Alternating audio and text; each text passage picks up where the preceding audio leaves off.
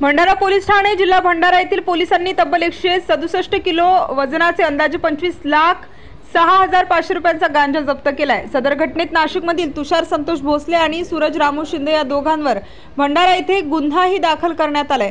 सदरची गोपनीय माहिती नाशिक शहर अंमली पदार्थ विरोधी पथकाचे बाळासाहेब नांद्रे यांना समजली।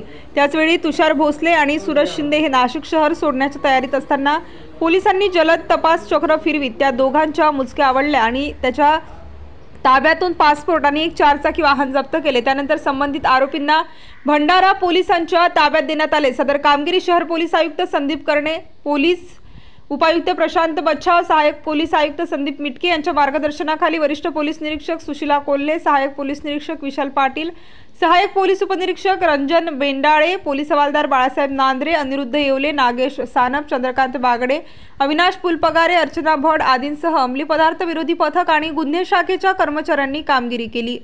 स्टार न्यूज साठी मोहसिन पठाण, नाशिक।